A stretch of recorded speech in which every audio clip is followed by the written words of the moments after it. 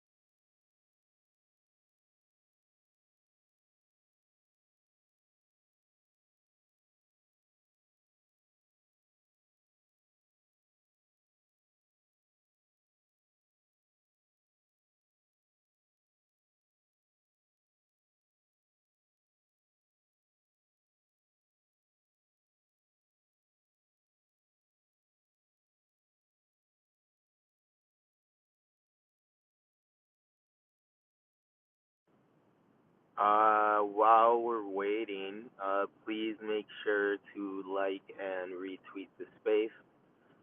Let's try to get some more people in here.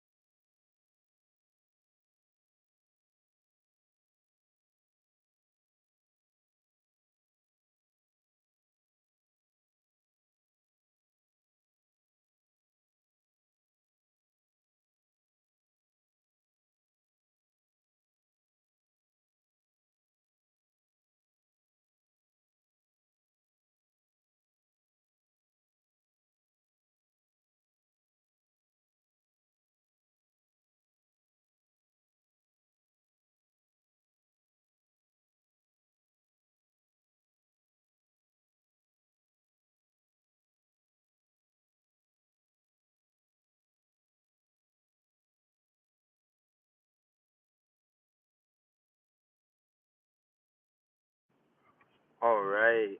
I see they're here.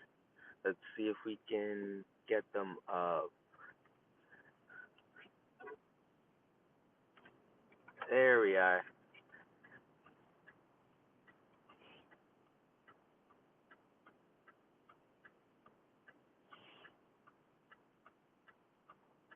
Hey, Spencer, you there?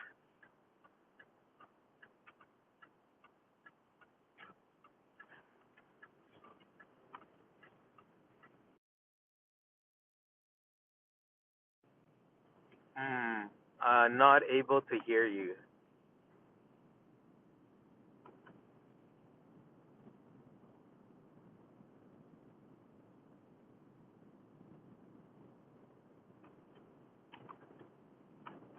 Um, can can y'all put like a thumbs up if you can hear me?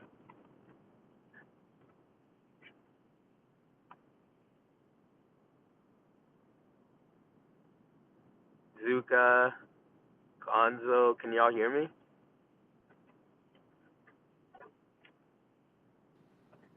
All right, there we Okay. go. I can hear. Can you hear me? There we go. Now we can hear you. Awesome, awesome. Okay. Is this Spencer or did someone else jump in? This is Spencer. Yeah. Awesome, awesome, awesome. Excited to have you here. Been looking forward to this space. I don't remember. Did were you at the meeting initially, when we met with your team, or I don't think I actually was. I think Jorge might have been like the main spokesperson for that. Um, okay, yeah, yeah, I think he's the one who talked to you guys. okay, awesome, perfect. All right, I guess how about you give us a little bit to start off a little bit about your background in Web3 and in crypto. Yeah, absolutely. Yeah, so for me and the whole team, right? Because we have kind of a pretty expansive team now, with like 10 or so full time. And we've got like a really good suite of advisors, and stuff like that too. So, me and my co founder, Jamie, are the ones who founded this project, say, a little bit more than 2 years ago. Almost three, honestly, was when we had the first idea for it and started sketching it out. But Jamie's background is in a lot of like professional web dev that he's done for some of the biggest brands. Like think you're like Pepsi, Disney, Pixar, like those sorts of things. He's a fantastic designer, and programmer. And my background professionally has historically been in, data, so like geospatial data, and project management, so a lot of development stuff as well. But yeah, both of us have been in the crypto scene for a long time. And I go back to, I want to say it was like 2018, 2017-ish when I started getting involved as an investor. And then by 2021, learning a lot more about the dev side of it, and kind of like working with blockchain and project development there. So yeah, I'm pretty excited. We've got a pretty stacked team too. One of our senior devs has worked on a ton of, really, really big projects. Our marketer has done stuff for a number of, our CMO has done a bunch of stuff for some of the big exchanges. Did a bunch of campaigns with BitGet and stuff like that. So, honestly, like huge confidence in our team. Everyone's just rocking it. We're moving ahead with partnerships, and development like every day. So, huge things in store for the future. Oh man, that's awesome. That's awesome. That's all really bullish news. I myself actually got involved in crypto in like 2021, and then 2 years later, got into the I guess the dev side, joining a team with the Mega. So that's awesome, man. I guess then talking more in relation to Bit Rivals, how did yourself and Jamie come up with the idea? Yeah. Um, yeah. So we're both, we're really passionate about crypto, but we're also really passionate about gaming, right? Like gaming has been an important part of our growing up. We've played all sorts of games, right, from your big titles to your tiny indie games. It's the just it's an important part of our upbringing, I think, of culture, like bringing people together, the creativity that comes with gaming, right? So it kind of grew out of us, like playing a lot of Web3 games and interacting with the space of play to earn gaming, but not really being super satisfied with any of the solutions, right? Most people pursue their own game. We had games like Decentraland and Sandbox and Axie Infinity that were all right, but didn't really hold people's attention. Maybe it wasn't what you wanted to play. So we thought, what if we could create a system that basically separates the data, right, and pairs it up with the blockchain from the games themselves, a platform that brings it all into one place and gives people the ability to not only play to earn, but engage meaningfully with these different titles. So engage with their data, see their progress, engage with other players, right? Put it all in one roof, have an ultimate profile that can connect all your Web3 games and your AAA games and indie games in one place. And that's where the idea was born. So we work with web APIs, and that's kind of the core idea, right? Is the data piece. We're working with the web APIs for all of these different games, connecting directly to the backend for those games, and then bringing that over to our platform. So we're basically aggregating this data, but giving an access point for each player to see their progress, to look at their stats in those games, and to actually earn something for the time that they're playing. Yeah, no. So I'm a huge gamer myself, and I remember when I first met with your team, got a chance to kind of like go through the platform and everything. I thought that it was really, really cool, the platform in itself. And then also what I really liked was that you guys had like an actual working product and you had an actual user base already. So the product was already like up and running, and then you just were kind of like waiting on like the TDE. I do remember though at the time, I don't believe Warzone was one of the games. Is Warzone added? And then also what games are kind of applicable right now for Bit Rivals? And then for the audience, in case anyone didn't catch it, so essentially with Bit Rivals, they'll be able to track your stats from your games, and then like based on like your play time, how well you do in the game and everything, and then they have like different challenges where like you'll actually be able to like earn their token. So I thought it was really really cool. And by just being a gamer, doing what you normally do, and using their platform, you can earn while gaming. So yeah, I guess I'll hand it back over to you, Spencer, for my previous question. Yeah, yeah. So on Warzone, that's one of the things that we're currently working on. Um, their API, the way that they set it up is a little bit difficult to work with. So we have to kind of create like this verification system and a bunch of other hoops to really connect that. So yes, it's coming. I can't give you an exact timeline on it. But it's a popular game. A lot of people play it. And I think it'd be really cool to have on the platform. So it is one of the things that we're working on in the background. In terms of the games that we do have currently, we have kind of a mix of AAA, indie, Web3 games. We've really been expanding in the Web3 games, actually. Our goal is to have 100 of those partnerships by the time we launch, and we're probably about halfway there at least right now. So we're just really, and you'll see those announcements go on Twitter all the time. Anytime we bring in new games, we announce them on all the socials. In terms of AAA games, it's things like Apex Legends, Valorant, Dota, Battlefield, Fortnite, CS:GO, League of Legends, Overwatch, Destiny. We also have things you might not necessarily expect, like chess.com, right? So if you play chess, we can port your stats over from chess and you can earn that way as well. And then we have this achieve to earn section. So for like Steam games, they don't even necessarily have to be competitive. We can also work with single player games and just do this from an achievement standpoint. So I think your games like Hollow Knight, Hades, Celeste, Stardew Valley, Cyberpunk, right? Like we have, I don't even know how many there are of those now, but I think there's like 30, 35 or so that are already listed on the platform that you can earn that way too. Man, that's awesome. You guys have expanded a lot even since the last time I checked it out. I think that was like back in October, November when we were first talking to you guys. Like that's crazy. No, I'm excited to see how the platform builds out, and I love how you guys are really looking at targeting Web3 games because I think those will be a big user base, but then also having those other games like Apex and stuff like that. I know a lot of my friends play Apex. I haven't ventured into Apex quite yet, but I'm sure at some point I'll probably start playing that also. Yeah, Um, man.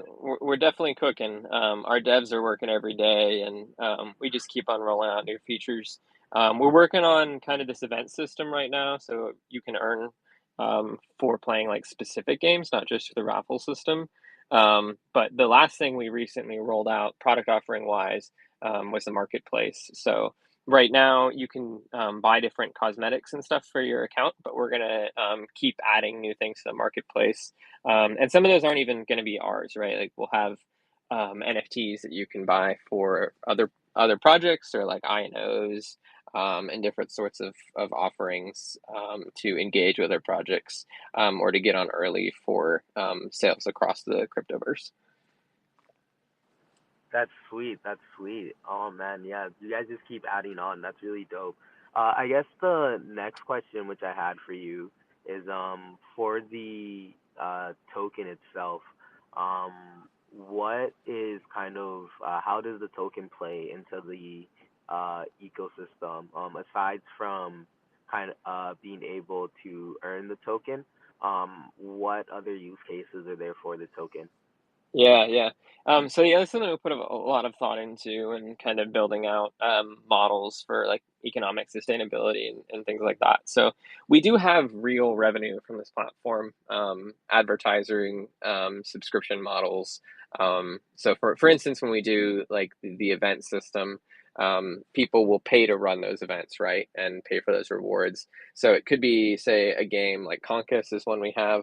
Um, and so they would pay to have users like complete that event, and play the game.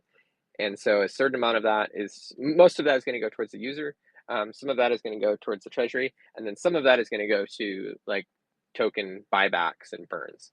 Same thing with a subscription model. So the B2C, on the customer aspect, for anyone paying for premium subscriptions, a portion of all of those fees are also going to go to regular token buybacks and burns. And then holding the token gives you access to a number of different features, and access to sales and stuff like that on the customer side. So if when we have future sales of tokens like IGOs or IDOs or NFTs, INOs, access to all of those sorts of things will be done in batches based off of the amounts of tokens that people hold, right? So it's important for people, or staking the token. Um, and we'll have staking it be available at launch too, as part of that. But yeah, in order for access, basically, for guaranteed access to any of those sorts of sales or drops or even free NFT mints and those sorts of things, you'll need to be um, holding the token. And then whatever's left over would obviously just be a first come first serve, for people who are lower tier holders. So it's important that you get on those higher tiers, right?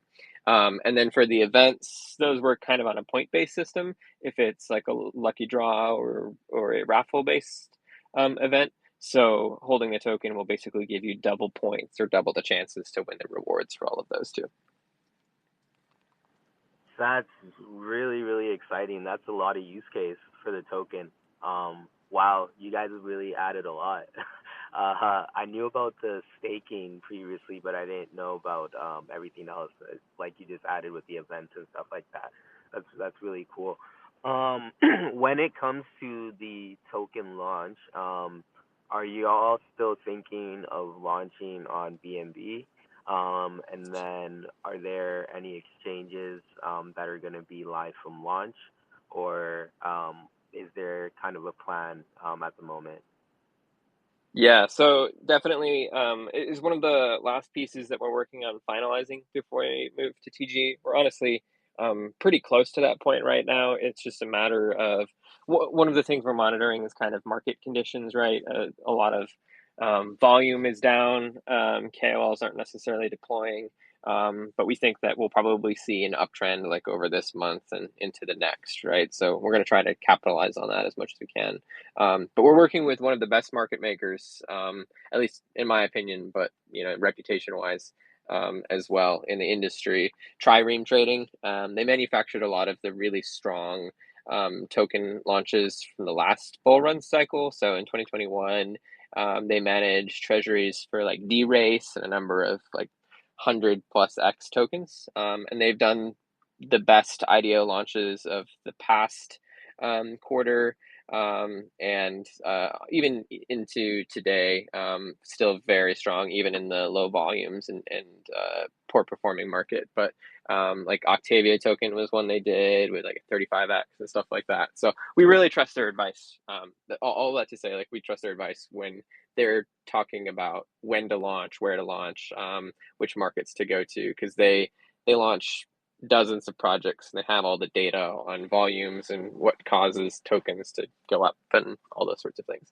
So in terms of that strategy, we've been talking to a number of exchanges. We'll probably pursue a strategy of listing on one or two initial exchanges, and then listing a bunch of exchanges on secondary in the first 1 to 2 months after launch to kind of continually build that treasury, and build that price floor, and open it up to new markets, right? Because it's really important to continue to build that volume and to continue to seek new investors as the project grows and the total market capitalization grows. So initially, we're probably looking at launching on something like MEXC and Gate, and then in secondary, you have your CoinW, your BingX, Bitpanda, Bitmart, and we have talked a bit about things like Bybit and Huobi and stuff like that, but those are dependent on like if the fee is worth it and stuff. Even on secondary, like those fees could be a lot reduced. Most people charge you a lot more for a primary listing than a secondary. So we're trying to be really strategic with it, and continually like on the listing strategy, build that price floor and continue like upward price action as we move from TGE to post listing. Awesome, awesome. It's nice to see a well thought out plan from y'all. Really, really excited for that. Yeah, no, MEXC, Gate, those are really solid exchanges, so that'll be really bullish. I guess moving on, I wanted to talk more in terms of the general market. And I know a lot of people have talked about how gaming is going to be kind of that one of those big narratives. What do you kind of like see for the future of gaming in Web3 and crypto? And how and what, or how do you find kind of like Bit Rivals fitting into it? Yeah, honestly, one of the big reasons we wanted to start this project, like what got me into it in the first place, was just how good of an application I think gaming is for crypto. It almost seems like the most natural application. Having an item in a game or a skin or something like that be an NFT and your in-game currency, and architecture for the game based off of blockchain. I think that like the core technology just makes so much sense, right? Rather than, you take your classic game like RuneScape, right, where you level up, you unlock items, but then you sell them for in-game currency at a marketplace. Imagine if you could take that item out of the game and sell it to another user for like real money. And that's what crypto has brought to gaming.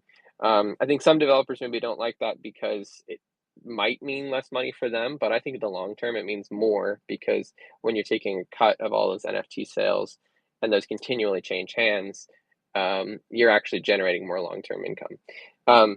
But what I see as the future is I see more game developers cluing onto that and more architecture being built across games. So NFTs not just being able to be used in one game, but that NFT, say like, I don't know if it's a assault rifle or pickaxe or something, also being transferable to another game. Or brands like having different skins or stuff across those different games. So we're trying to position ourselves as kind of the integrator for all these games, and the data people for all those games. So we're really working on building those partnerships, bringing as many crypto projects and AAA projects as we can to bear, to put them all under one platform, help run their events, and kind of create the the foundation for the biggest gaming brand in crypto. That's our overall goal.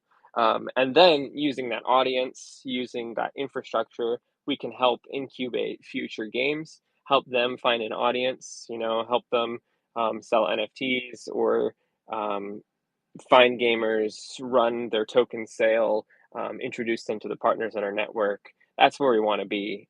We want to be providing value for gamers, for the projects, the different games and studios that we're helping, but also for the token holders. Because ultimately, like, if it's good for the investor, if it's good for us, it's a win-win for everyone.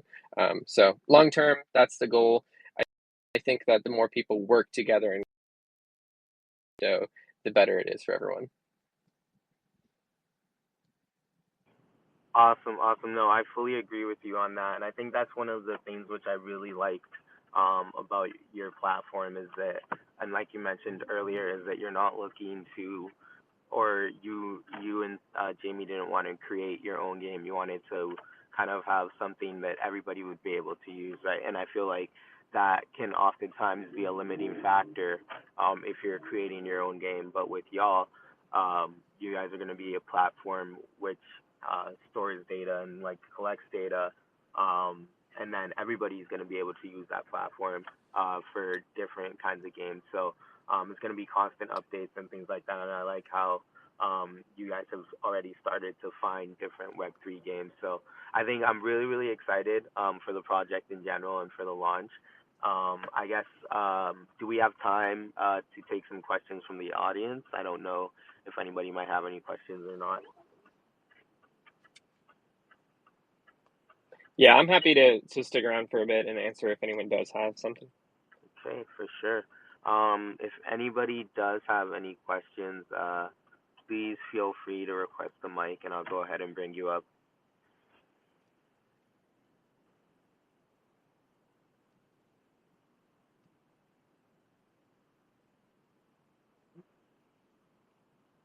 All right, I guess no questions. Awesome. Well, Spencer, I guess, is there anything we should be excited for with Bit Rivals or anything which you wanted to say kind of as a closing remarks? Oh, we have I a think one. request. Let's see. Oh, All right, what's up, Gonzo? You should be able to talk. Oh, we got a few requests. All right. No questions here. Just thanks, Hunter, for bringing another solid project. And anything that integrates gaming with crypto, I think, is going to be cool to watch develop. So, uh, looking forward to it. And it's good hearing your voice again, brother. Hey, good to see you. Good to hear from you as well, Gonzo. I know I've been a little MIA, but I'm trying to come back into it now. Mega Dao continues to bring really, really solid projects. Two successful IDOs so far, so really excited for Bit Rivals when that goes down. All right, Bastard Son of Web3, you're up. Interesting name.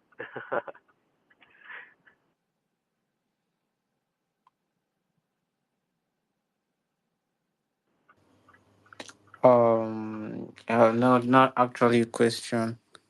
But I just want like, okay, so what are the future um plans like in the long run? What do we have? What are we gonna get in the long run? Because we have really have the plans for the future. What are we gonna get? What are we gonna expect? Sorry, I don't understand your question. Are you talking in the long run for Mega or in the long run for Bit Rivals? The both of them.